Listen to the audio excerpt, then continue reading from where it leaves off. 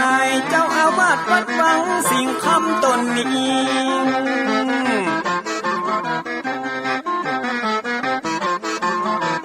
อนุรักษ์ของเก่าล้านนาก่อนกี่เมื่อลูกหลานเฮาตีเกิดมาด้วยกันรักษาของดีเก่าเกลือได้อยู่กู้ถิ่นล้านนาฟัง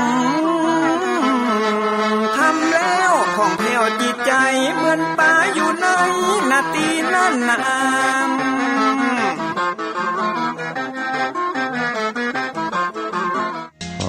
ยกมือ10 นิ้วกราบนบนอบน้อมยังพระติรัตนเกี่ยวเจ้าตั้ง3 ประการ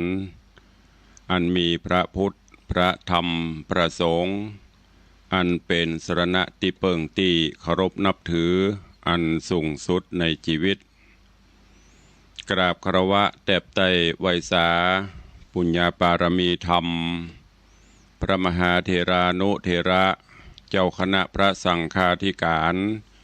ภิกขุสงฆ์สามเณรจุตนจุองค์อันหมายมี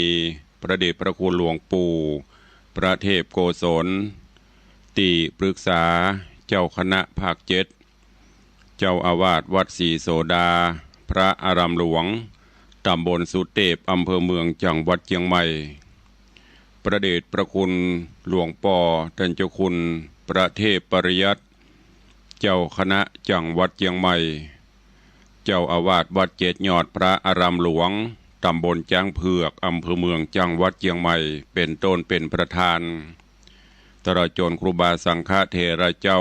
ภิกขุสงฆ์สามเณรจุตนจุองค์โดยความเคารพขอเจริญสุขเจริญปอนญาติโยมศรัทธาสาธุชนติ่นจองห้องวัดจุหนุ่มเท่าใจยิงขอน้อมต้อนรับทุกท่านเข้าสู่รายการมรดกธรรมกำเมืองต่างสถานีวิทยุพระพุทธศาสนาแห่งชาติและสังคมคลื่นเพื่อการศึกษาพระพุทธศาสนาและวัฒนธรรมส่งสัญญาณกระจายเสียงจากวัดฝ่ายหินตำบลสุเทพอำเภอเมืองเชียงใหม่จังหวัดเชียงใหม่ในระบบคลื่นความถี่ FM 104.50 เมกะเฮิรตซ์สถานีวิทยุพระพุทธศาสนาวัดหนองไก่ตำบลสันปะยางอำเภอแม่แตงจังหวัดเชียงใหม่ส่งสัญญาณกระจายเสียงในระบบคลื่นความถี่ FM 99.75 102.0 และ 89.25 เมกะเฮิรตซ์สถานีวิทยุ CM77 วิทยุอินเทอร์เน็ตล้านนาส่งสัญญาณกระจายเสียงในระบบคลื่นความถี่ FM 97.5 และสถานีวิทยุพระพุทธศาสนาจังหวัดเชียงรายส่งสัญญาณกระจายเสียงในระบบคลื่นความถี่ FM 99.50 เมกะเฮิรตซ์ตลอดจนวิทยุชุมชนเสียงตามสายหอกระจายข่าวตามวัดวาอารามตามหมู่บ้านต่าง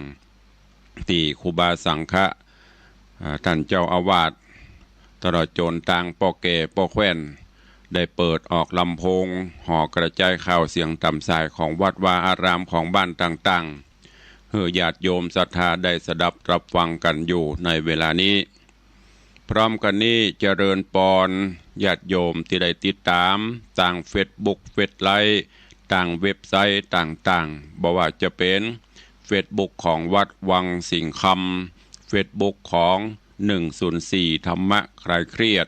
เฟซบุ๊กวัดไฟหินเฟซบุ๊กของตันตุเจ้าบ้านนอกทิตะสิโป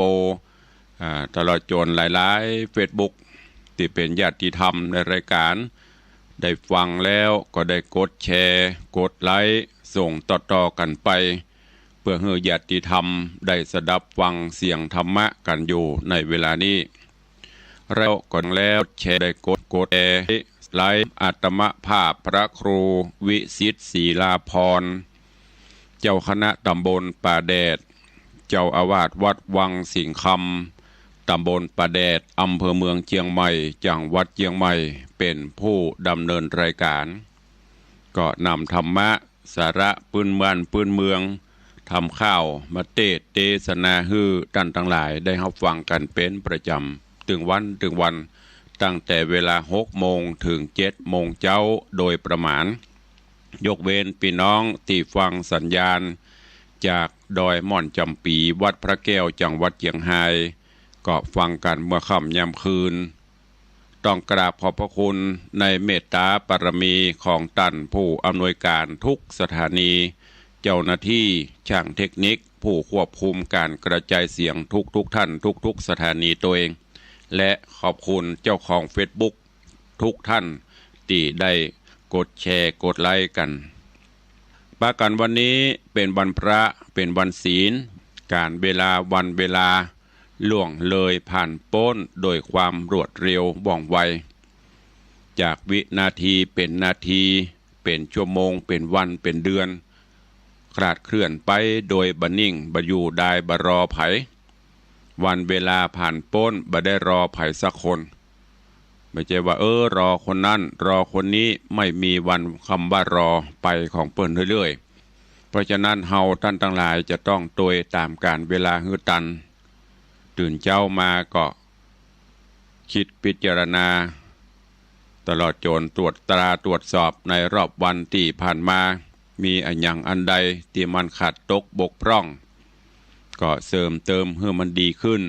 อันไหนที่มันดีแล้วก็เสริมเพิ่มเติมดีขึ้นไปเรื่อยๆวันนี้เป็นวันพระวันศีลทางรายการที่ได้จัดมาโดยตลอดเมื่อวันพระวันศีลมาถึงก่อนที่จะได้ฟังน้ำฟังธรรมก็จะได้เชิญชวนสาธุชนญาติโยมทั้งหลายเข้าเฝ้าองค์พระผู้มีพระภาคเจ้าโดยการไหว้พระสมาทานศีลและฟังพระธรรมเทศนาเป็นลำดับไปโอกาสบัดนี้ใครที่ได้เตรียมขันหรือว่าพานดอกไม้ธูปเทียนไว้ก็จัดเตรียมเพื่อเรียบร้อยแล้วก็ดังที่ได้บอกมาโดยตลอดว่าวันพระวันศีลถ้าเป็นไปได้เชิญชวนพุทธศาสนิกชนทุกท่านได้นุ่งขาวห่มขาวอันเป็นสีของความบริสุทธิ์ผุดผ่องและพอให้เป็นระเบียบเรียบร้อย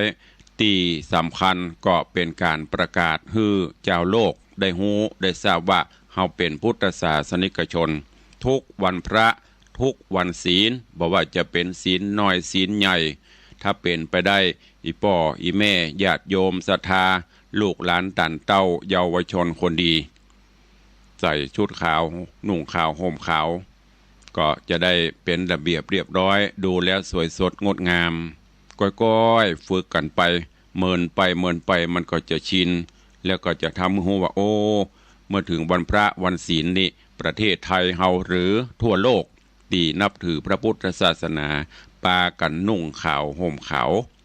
แล้วลองหลับตาจินตนาการว่าภาพนั้นมันจะประทับใจต่อใดอันนี้ตุลุงได้เชิญชวนและรณรงค์มาโดยตลอดเนอะวันพระวันศีลเตรียมขันข้าวตอกดอกไม้ถ้าไปวัดได้ก็ไปวัดไปวาไปใส่ขันข้าวตอกดอกไม้ส่งสาเข้าสาบาตรทำบุญตักบาตรประพฤติวัดปฏิบัติธรรมไปบ่ได้ก็อยู่บ้านอยู่จองนบไหวสาเอาเนอะโอกาสบัดนี้เชิญทุกท่านเข้าเฝ้าพระผู้มีพระภาคเจ้าพร้อมกันณโอกาสบัดนี้อิมินาสการเนะพุทธังอภิปูชยามะอิมินาสการเนะธัมมังอภิปูชยามะอิมินาสการเนะสังฆังอภิปูชยามะอะระหังสัมมาสัมพุทโธภควาพุทธังภควันตังอภิวาเทมิสวากขาโตภควตาธัมโมธ ธัมมังนะมัสสามิสุปฏิปันโน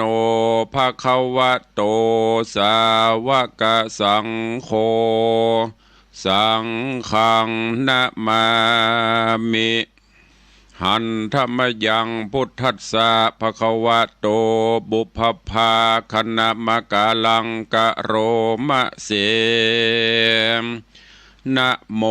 ตัสสะภะคะวะโตอะระหะโตสัมมาสัมพุทธัสสะนะโมตัสสะภะคะวะโตอะระหะโตสัมมาสัมพุทธัสสะนะโมตัสสะภะคะวะโตอะระหะโตสัมมาสัมพุทธัสสะอิติปิโสภะคะวะอะระหังสัมมาสัมพุทโธวิชชาจรณะสัมปันโนสุขโตโลกวิทูอนุตตโร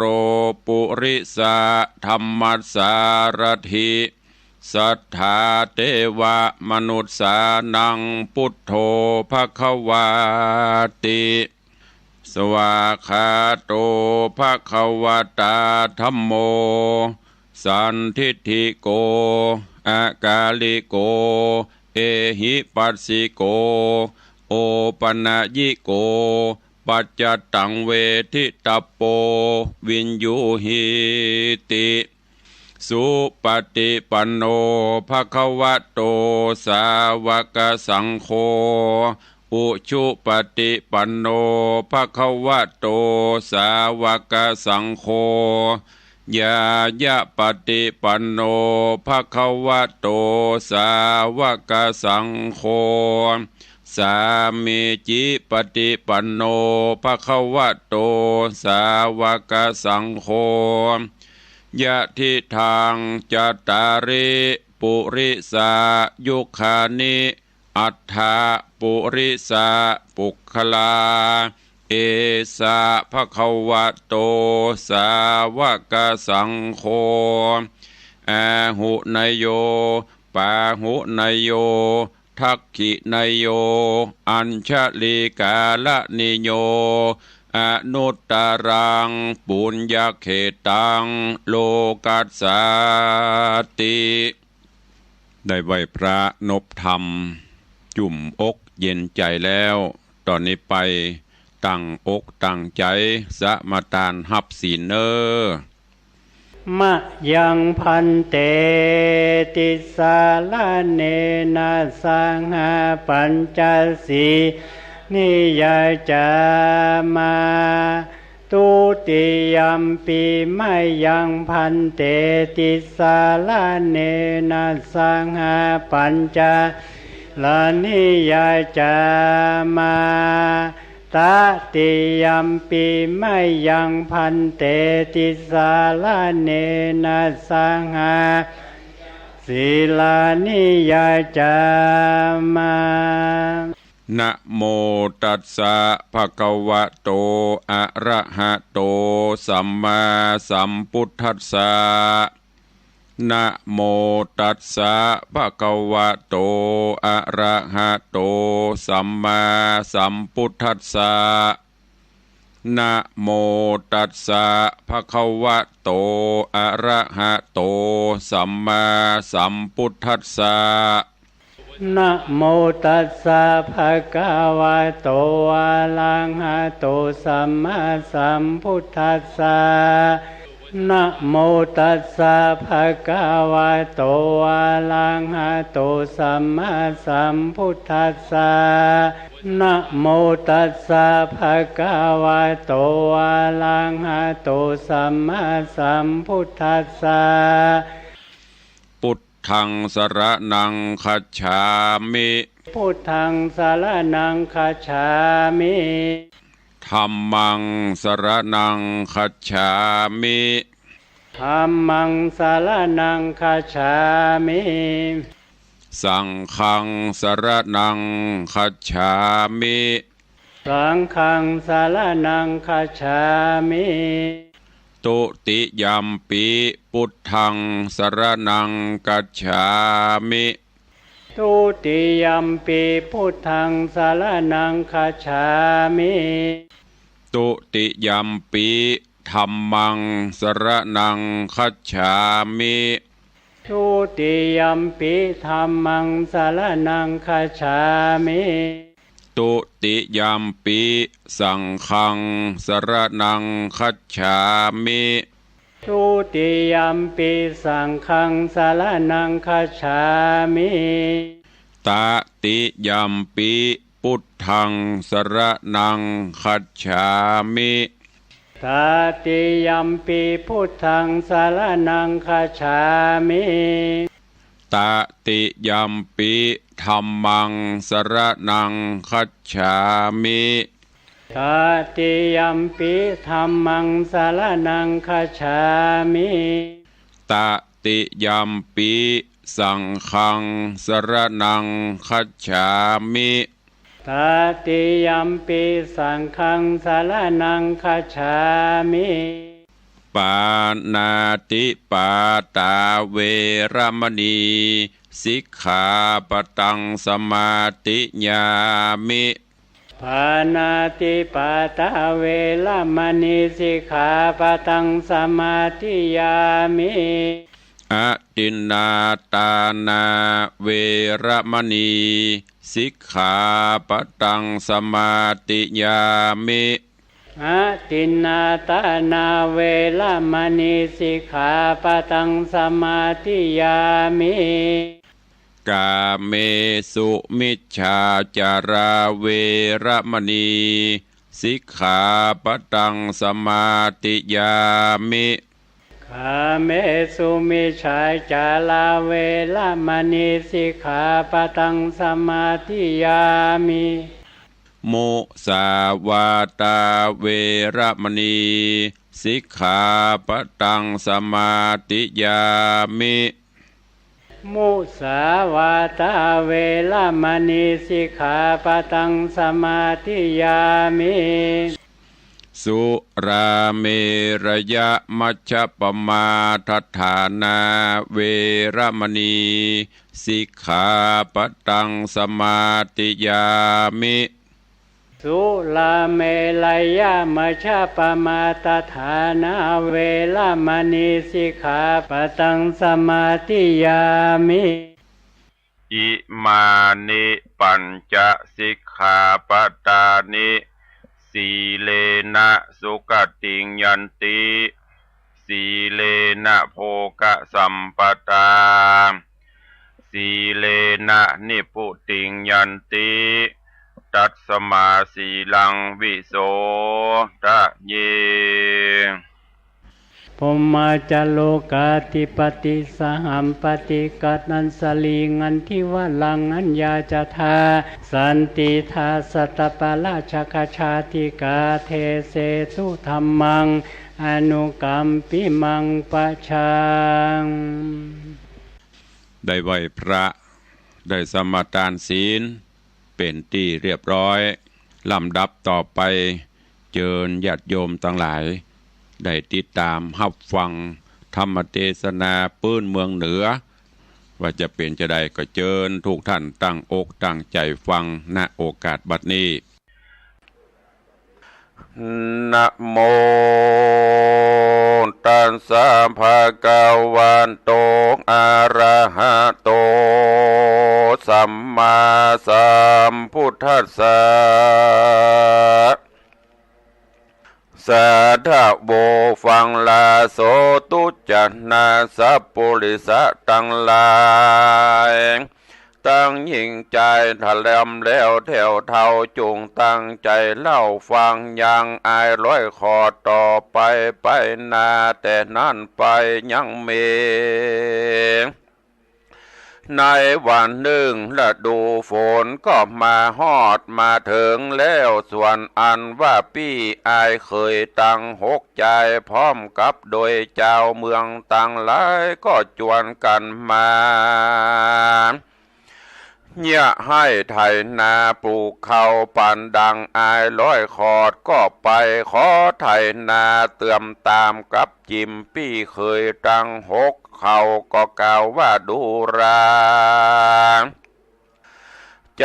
ตุกขตาอายร้อยขอดมึงจุงไปเนี่ยไถนาต่างอื่นเตอะที่นี่หมู่ตูจากเนี่ยบ่เฮือมึงจากเนี่ยเติมตามตูและว่าอ่านยามนั่นอายร้อยขอดก็หนีกลับขึ้นมา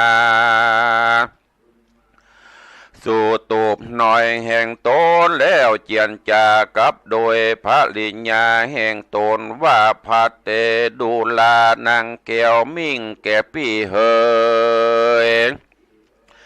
กูพี่ไปเนี่ยนาแอมข้างเตือมตามพี่เคยตั้งหกคนเขาตั้งลา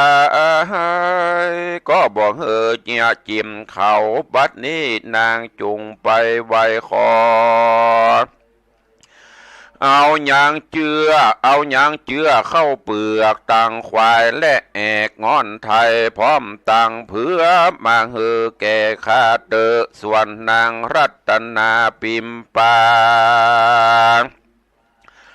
น้องลาก็ไปไว้สายังพญาตนป้อว่าคาแด่ป้อพญาเป็นเจ้าบาทเน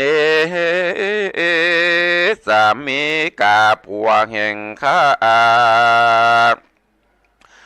ก็มีใจใครเนี่ยให้ไทยนาจริงมาไว้ขอเอาควายและเข้าเปลือกเจื้อตั้งแอกและงอนไทยเพื่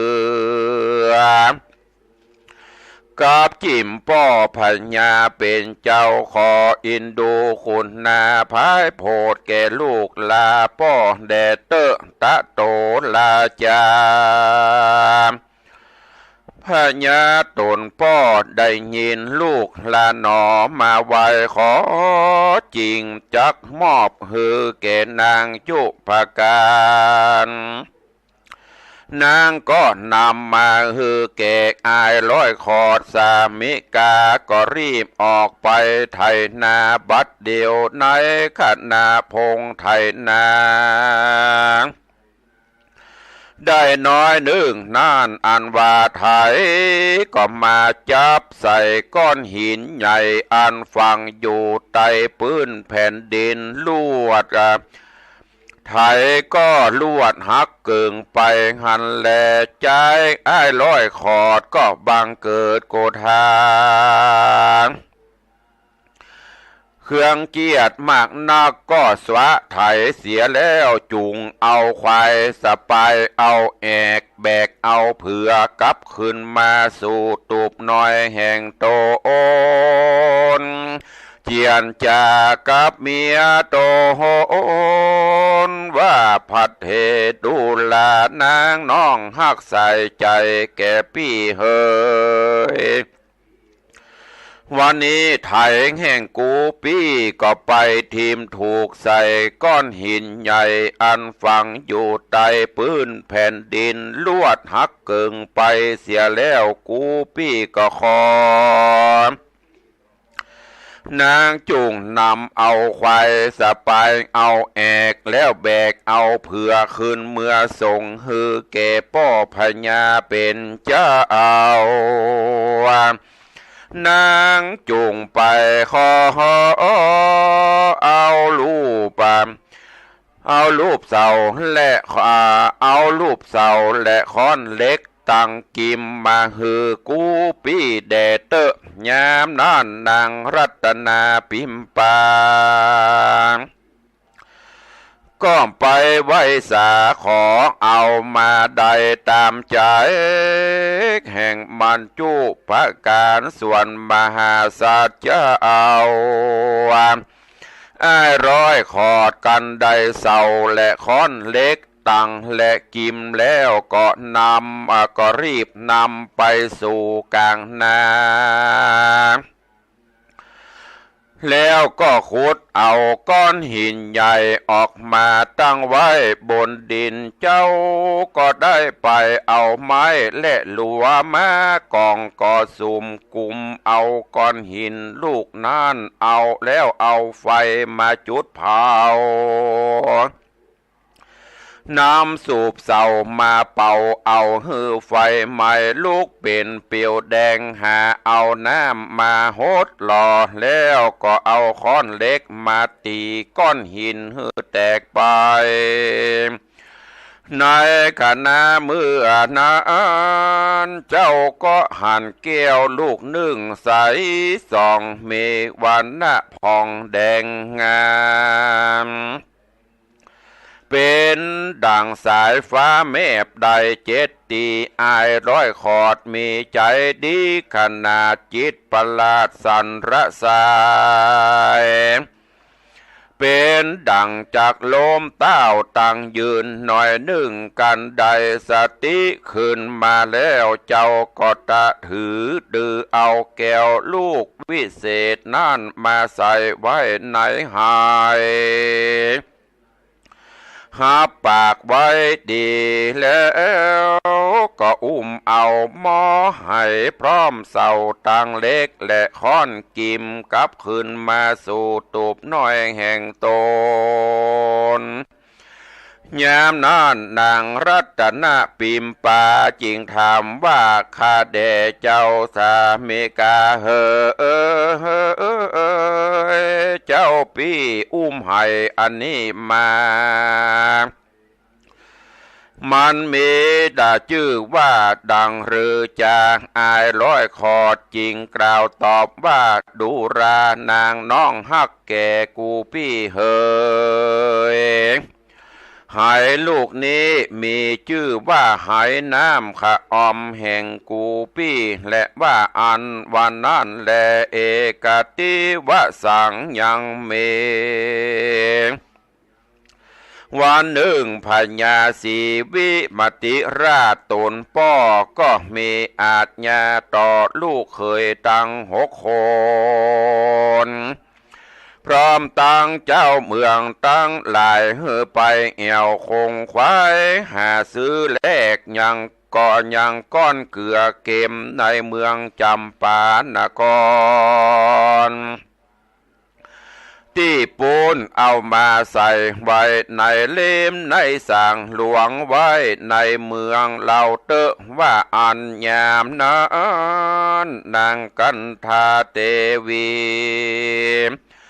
จริงไว้พระญาสีวิมติราชผัวตนว่ามหาราชเจ้าข้าแด่พี่พญาเป็นเจ้าอันว่าอายทุกขตาร้อยขอดนี้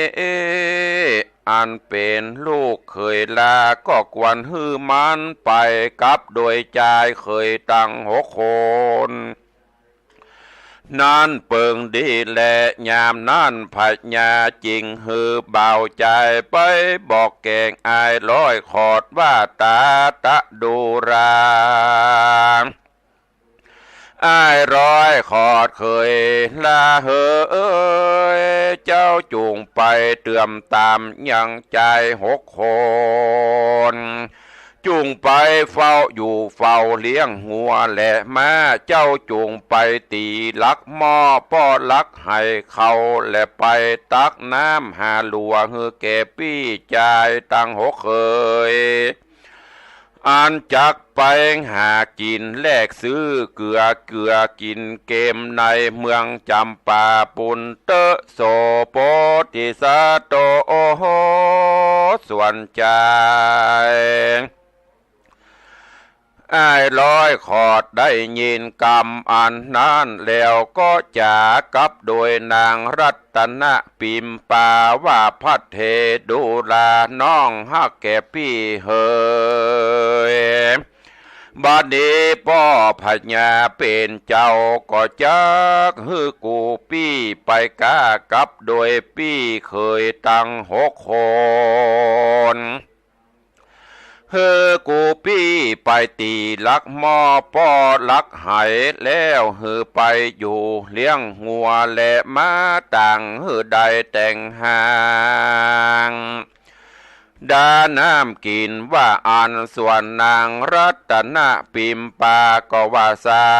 ธุสาธุดีดีและพี่เฮอเอ้ยตาใน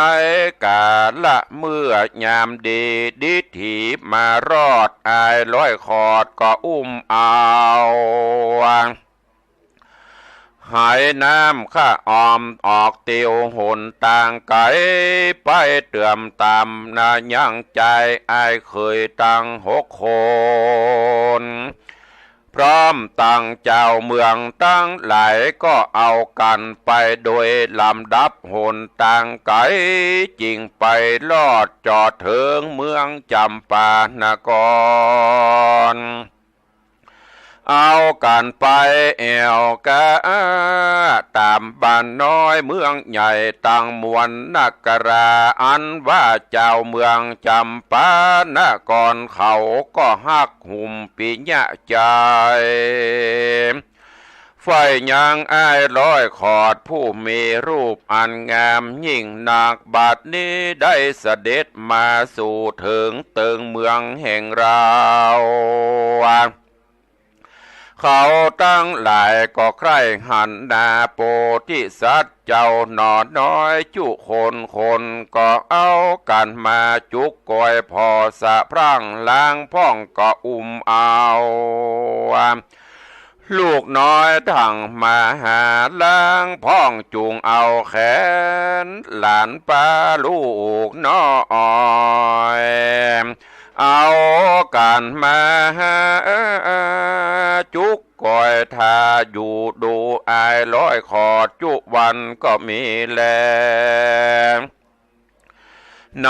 การละนั้นหมู่เคยตั้ง6 คนพร้อมโดยคนตั้งหลายก็แลกซื้อได้เกลือแล้วพอใจก็เอากันอยู่ทางอ้ายร้อยขอดอันไปแอวตามบ้านในเมืองก็ยังบอกกับปิกขึ้นมาถึงเวลาล่วงแล้วได้7 วันหมู่เคยตั้ง6 คนจึงเอากันคืนมาสู่เมืองตามลำดับหนต่างกันมาลอดเมืองอินทปัตแล้วก็เอากันขึ้นไป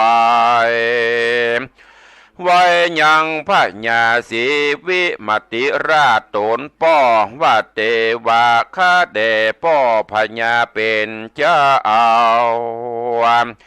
อายร้อยขอดน้องเคยลามันยังบอกกลับขึ้นมาเตื้อมันออกไปแอวขายหายน้ำข้าออมแห่งมันผู้เดียวผู้ฆ่าตั้งหลาย6 คนนี้ได้เกลือแล้วก่อนลวดหนีกลับขึ้นมาเมืองนี้แลมหาสะโตส่วนอันว่าอายร้อยขอดก็เอี่ยวไปมาในเมืองจำปานกรเจ้าเมืองตั้งหลายก็ปากันออกมาต้อนมาฮับก่อยดูมากนักว่าดูลาใจลำผู้มีองค์กอันงามยิ่งล้ำหายแห่งด้านนี้มีชื่อว่าดังรือจามหาสัจเจ้าจริงกล่าวตอบว่าข้าแด่พ่อแม่พี่น้องพี่ป่าหน้าลุงต่างหลายเป็นเจ้าเฮยหายอันนี้มีชื่อว่าหายน้ำข้าออมแห่งข้าเอืองว่าเอากันมาอยู่เฝ้ารักษาเมืองฮือแข่งนักเตอะส่วนนางรัตนปิมปาได้หูข่าวสารอันคนมา อยู่ไกลเวียงมากหนักจริงรีบเมื่อไหวพญาตนป้อว่าข้าแด่พญาเป็นเจ้าข้าเสกนี้ละเฮาอันจักมายุทธกรรมกับด้วยกันข้าน้อยก็มาไวตีนป้อพญาเป็นเจ้าเยาว่าเป็นสามีกาแห่งข้าหากมากับด้วยหมู่คนตั้งหลายฝูงนั้นขอป้อพญาเป็นเจ้าจุงฮือคนไปดูก่อนเตอะพญาจริงกล่าวว่าตาตะดูรามลูกฮักแก่พ่อเฮ้ยพี่ว่ามีเป็นดังอันนางจุงรีบไปดูก่อนกันสามีกาผัวแห่งเจ้ามาจิมเขาแต่นางก็จุงรีบมาบอกแก่กูป้อรีบเตอะว่าอันแย้มนั่นนางก็รีบออกไปเล่งแลพอดูหมู่รีปนโยธานางก็หูว่าเจ้าสามิกาอายร้อยขอดผัวฮักแห่งตนกราบคืนมาแต่จริงรีบขึ้นมาไหว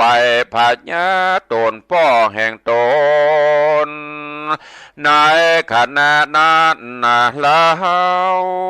พญาเจ้าก็เหือเป่ายังหมู่จตุรงกเสนาออกไปต้อนไปฮับเอาอย่างอ้ายร้อยขอดลูกเคยลาแห่งตนก็เอากันแห่เห็นนำมหาสัจเจ้าพร้อมโดยญาสะปาริวารต่างนางรัตนะปิมปาลาจะธิดาเข้าสู่เวียงอินทปัตนกรมีอาจญาเฮอเสนาอำมาตมารีบแต่งแปลงภาษาเฮอนางรัตนะปิมปาลูกลาและอายร้อยขอดเขยน้องกันว่าบัวละมวนแล้วเล่าก็อาลาธนาโพธิสัตว์เจ้าอายร้อยขอดและนางรัตนะปิมปาลูกฮักลาแห่งโตนขึ้นสู่ปราสาทมนเทียนฮือเสนาออกไปเป่าปาวาติข่าวสารเฮือเจ้าไพรฟ้าคนตั้งเมืองตั้งมวลพร้อมจุคนพญาเจ้าก็เวนเกณฑ์ราชสัมปติบ้านเมืองตั้งมวลฮือแก่โพธิสัตว์เจ้าร้อยขอดและนางยอดรัตนปิมปาสลีลูกลาโอสาลาจะพิเศษขึ้นเป็นเอกลาจาคือนั่งเต้นคำเหลืองเป็นพญา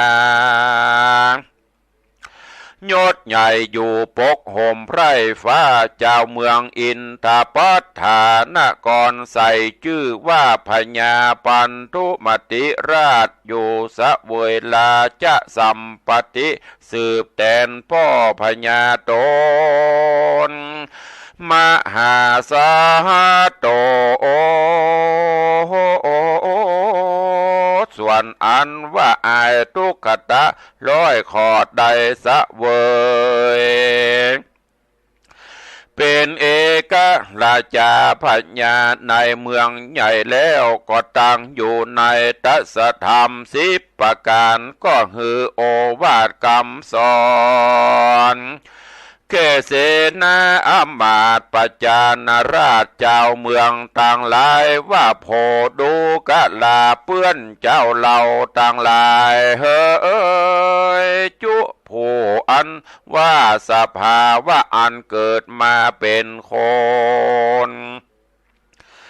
มีองค์กะลักษณะอันหมดปลอดดีงามล้วนทวนจุปการก็เป็นอันยากนักหนา ตัดสมาเหตุดังอันหือตั้งตนอยู่ในกองธรรมอันชอบประกอบด้วยดีมีหือตานรักษาศีลตั้งศีลห้าศีลแปดกดแขวดไว้กับตนบอกขาดหือมันเข้าหานักผาดฟังธรรม โอตตะเมตตาภาวนาริหลังก่อสร้างไปใจจุงหือตานแก่สมณะจีพรามและญาโจกวัดในพวกคนขออย่าขาดอย่าได้ประมาทศีลธรรมพระเจ้าอย่าประมาทผู้เฒ่าผู้แก่กุลผู้มีกุลแก่ตนแดดเตอว่าอันก็มีแลมหาสัจเจ้าก็บ่ฮู้อิ่มก้ายในอันหื้อตานบ่ขาดสายสละวัตถุเข้าของเงินคำออกแต่เตตานวันละ600,000 คำตลาบต่อเต้าเมียนอายุแห่งตนการโจตีตายก็ได้นำจิตตนเมื่อเกิดบนห้องเลิศเมืองสวรรค์กเตวัดโลกก็เมโดยภาการดังกล่าวมานี้แลสัทธาอันว่าสัพพัญโยพระพุทธเจ้านำเอาธรรมเทศนายังอติตะมาเทศนาเฮือแจ้งแก่ปริสัทธาตั้งสี่จำพวกเมภิกขุภิกขุณีอุปาสกาอุปาสิกาพระก็จุ่มนุมมายังจะดกยกในอดีตปัจจุบันมาเตรียมกันหือแจ้งพระจริงแสงเทศนาว่าตาลัตนะปิมปายะโสธราอาโหโหสิดังนี้เป็นตนภิกขเวดุราภิกขุตั้งหลายนางรัตนะปิมปาราชธิดาลูกลาวานนั้นคือหากมาได้นางยะโสธราปิมปางามแง่ตนเป็นแม่เจ้าราหุลเห็นได้กาละบัดนี้แลนางกันธาเทวีอากะมเหสีแห่งพญาสีวิมติราชบานนานเกืองหากมาได้นางอุปละวันนาเทลีภิกขุณีในกาละบัดนี้และส่วนพญาเจ้าเมืองจำปานครตนเอาวัตถุเข้าของเงินคำมาแลกซื้อเอาไหน้ำขะอมแห่งหัวใจแห่งอ้ายลอยขอดวันนั้นเกือหากมาได้มหาอนันตเทนตนมีเปลี่ยนมาอุปถากอยู่เฝ้าพระตถาคตในกาละบัดนี้แลนางจันตมณีแม่แห่งเจ้าร้อยขอดนางไปหาสอกินหับจางใด3 ปีจริงใดผ้าผืนดีมาผืนหนึ่งวันนั้นบ่ใจภัยผู้ใดใครอื่นคือ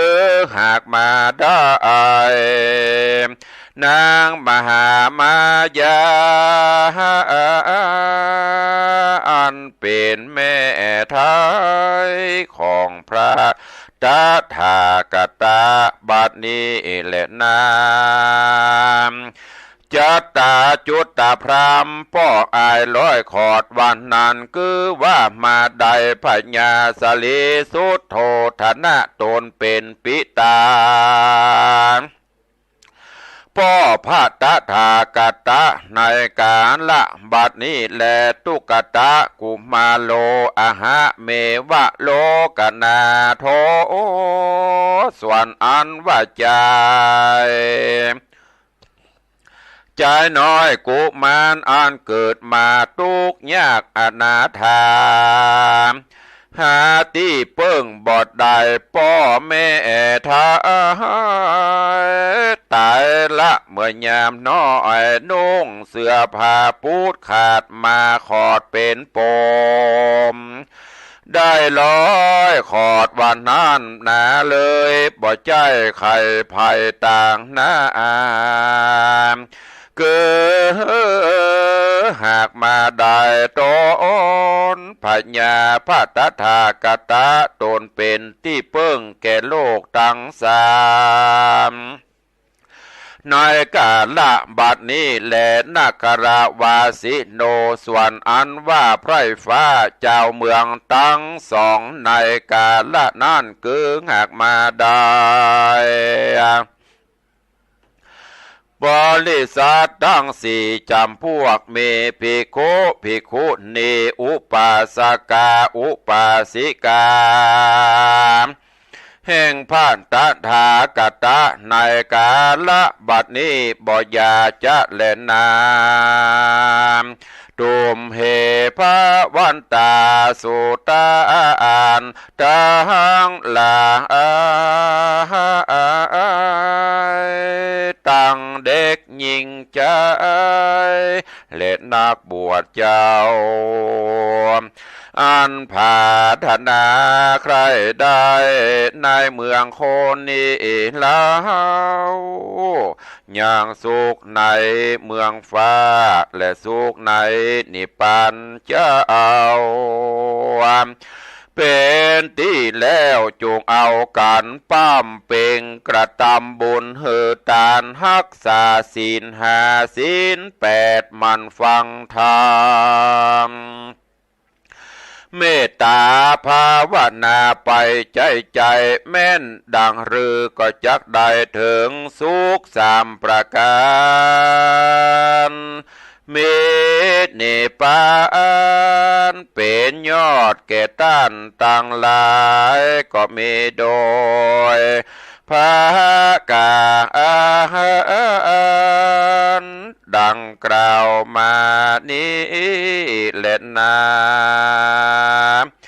นิธิตังขีญาอ่านกล่าวเทศนายังอ้ายร้อยขอดก็บังคมสมเรศเดชวันนี้ได้นำเอาธรรมเทศนาเรื่องอ้ายร้อยขอดเทศออกอากาศฮือกับศรัทธาญาติโยมพุทธศาสนิกชนทั้งหลายได้รับฟังและก็จบลงครบถ้วนพอดีเวลาก็ยังพอมีแหมสักเล็กน้อยก็จะได้ขอสรุปเนื้อเรื่องฮือตันทั้งหลายได้รับฟังหลังจากที่ใจตุกตะอ้ายร้อยขอดได้นำเอาหม้อขอมหรือว่าน้ำมอน้ำใจแห่งตนเข้าไปสู่ยังเมืองจำปานครตัวเองเพื่อไปเสาะขายหม้อขอมตัวนั้นจนเรื่องราวการเดินทางไปทราบถึงหูพญาเจ้าเมืองจำปานครพญาเจ้าก็ค่อยหูว่ามันเป็นจะใดหม้ออันนี้มันมีก้ามีสินจะใดก็เลยสั่งให้เสนาอมาตย์ไปนำเอาใจตุกตะอ้ายร้อยขอดนี้เข้ามาสู่บ้านสู่เมืองจำปานครแล้วก็ถามเรื่องราวต่างๆอ้ายร้อยขอดก็บอกว่าหม้อใบนี้เป็นหม้อขอมเป็นหม้อน้ำจิตน้ำใจ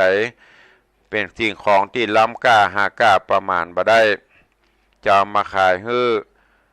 พญาเจ้าเมืองก็ถามว่าจะขายเท่าใดอ้ายร้อยขอดก็บอกว่าท่านลองกดหมายกับราคามาลองว่าจะฮื้อเท่าใดทีแรกบอกว่าขอภัยขอพอดูก่อนอ้ายร้อยขอดก็บอกว่าถ้าจะซื้อก่อนถึงจะเปิดให้พอถ้าบ่ซื้อก็มาเป็นหยังก็พอบ่ได้พญาเจ้าเมืองก็ตกลงจะซื้ออ้ายร้อยขอดก็บอกว่าเมื่อท่านจะซื้อก็ขอให้สั่งให้เสนาอมาตย์เนี่ยเอาพักกัง7 จันเอามากังมาบังขึงรอบไว้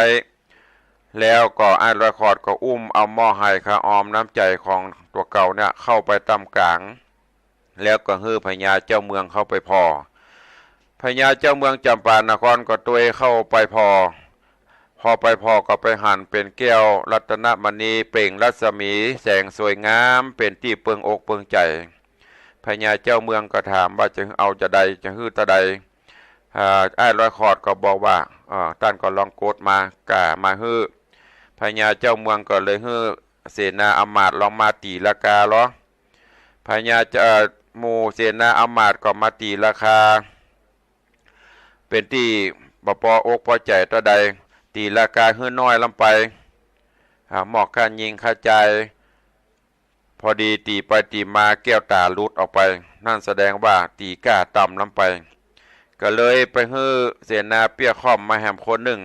พญานี่ก็มาตีราคาก้านั่นแหมบอกว่าควรจะเปิงค่ายิงค่าใจจางร้อยมาร้อยถ้าเกินกว่านี้ไปก็บ่เหมาะบ่เปิงละขณะกำลังตีกาตะอี้ยมบตันออกมาเตื้อแก้วตากระลุดไปแหมพญาจำปานครบ่ฮู้จะแย่จะใดก็เลยฮื้อไปเสาะพอรอคนในบ้านในเมืองเขาเนี่ยไผ่ที่ควรที่จะนำมาเป็นคู่กฎราคากาสินนี้เขาก็ไปได้เอาแม่เฒ่าคนหนึ่งเป็นผู้ที่พอของออกดูของเป็นอายุอานามเพิ่นได้120 ปีก็มาไหว้สาพญาเจ้าเมืองว่าของนี้เป็นลูกแก้วอันวิเศษนักหนาก็ฮื้อแลกซื้อเอาเนิ่นโดยเงินคำจ้างม้าค่ายิงค่าจ่ายงัวควายตลอดจนฮื้อเมืองจำปานครเนี่ยแหมเกิงนึ่งจึงจะกวนแก่ก้าแก้วลูกนี้ขณะนั้นคนตั้งหลายเทวดาตั้งหลายได้ยินการโกรธก้าของอันนี้ก็โมทนาสาธุการพายเข้าตอกดอกไม้ติบลงมาปูจาแก้วลูกนี้พญาเจ้าเมืองก็ฮื้อตีกองห้องเป่าแล้วก็ยกเอาสิ่งของต่างๆกับแบ่งเมืองฮื้อกับอ้ายร้อยขอดแถมกึ่งหนึ่งฮื้ออยู่อ้ายร้อยขอดก็อยู่ที่เมืองจำปานครมาเมินพอประมาณก็คือเติงหาบ้านหาเก่าบ้านเมืองเก่าขึ้นหาเมียตัวเก่าคือนางรัตนปิมปา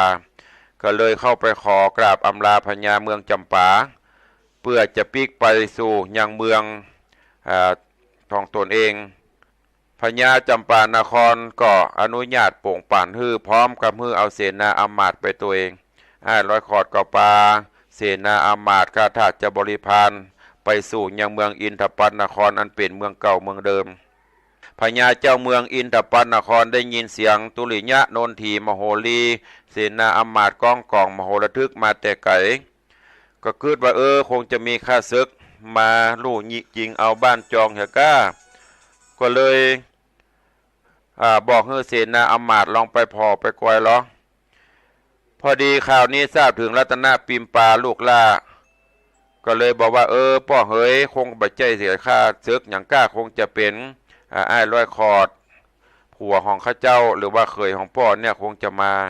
พญาเจ้าเมืองก็เลยบอกให้ไปพอนางก็เอาไปยื้อไปพอปรากฏว่าแม่นอ้ายร้อยขอดแต่ก็เลยเข้ามากราบทูลขอกระป๋อว่าเป็นพญาอ้ายร้อยขอดแต่เนอพ่อพญาอินทปัตก็เลยฮื้อเสนาอำมาตย์ออกไปทูลเจิญเอาอ้ายร้อยขอดเข้ามาแล้วก็ทูลถามเรื่องราวต่างๆนานาสุดท้ายก็ยกเอาบ้านเอาเมืองฮื้อกับอ้ายร้อยขอดได้ปกครองอ้ายร้อยขอดก็เลยได้อ้ายร้อยขอดก็ได้ปกครองไผ่ฟ้าบ้านเมืองมาโดยตลอดสุดท้ายก็ได้อยู่ด้วยศีลด้วยธรรมตั้งอยู่ในศีลในธรรมโดยทศพิธราชธรรมแล้วก็สั่งเจ้าบ้านเจ้าเมืองฮื้ออยู่ด้วยศีลด้วยธรรมมันฮื้อกินมันจำศีลกินตานปั่มเปงภาวนาไปจะไปละไปขาดจากศีลจากธรรมซึ่งศีลธรรมกรรมฐานนั้นจะเป็นสิ่งที่ปกครองเฮาให้ได้อยู่เย็นเป็นสุขได้บ่ให้ได้ประมาทฮือเอาคำสอนขององค์สมเด็จพระสัมมาสัมพุทธเจ้ามาเป็นเครื่องยึดเหนี่ยวตั้งจิตตั้งใจอุปถัมภ์อุปถากไปนี่คือเนื้อหาสาระเนื้อเรื่องของอ้ายร้อยขอดที่ได้เทศนาคือกับท่านทั้งหลายได้รับฟังในเจ้าวันนี้ท่านทั้งหลายพระธรรมเทศนากันนี้แก่นแท้แก่นธรรมก็คือ เปิ้นเฮมีการพระพุทธเจ้าหานั้นก่อนที่จะได้มาตรัสพญาสัพพญูตญาณเป็นพระพุทธเจ้าพระองค์ได้สละทรัพย์สิ่งของต่างๆฮือเป็นทานถึงประโยชน์ส่วนตัวทานถึงประโยชน์ส่วนรวมเสียสละทุกสิ่งกูอย่างฮือทานไปอย่างตะวาตมาก็ได้บอกไปแล้วครั้งหนึ่งว่าการฮือทานนั้นมีหลายประการด้วยกันวัตถุทานอามิสทานวิทยาทานธรรมทานเหล่านี้เป็นต้นประจำเป็นต้องว่าจะทานกสังฆทานอย่างเดียวเป็นบุญอย่างต่างๆที่เฮามีจิตใจอันบริสุทธิ์เช่นมีวิชาความรู้เฮาถ่ายทอดให้คนอื่นอันนี้เป็นห้องว่าเป็นวิทยาทานนำธรรมะอย่างสมมติเฮาฟังธรรมเจ้านี้เอาไปกล่าวค้านเล่าบอกต่อกันไปหรือได้ยินครูบาอาจารย์เปิ้นเทศธรรมหรือเฮามีความรู้ในด้านหลักธรรมคำสอนเฮาเอาไปเผยแพร่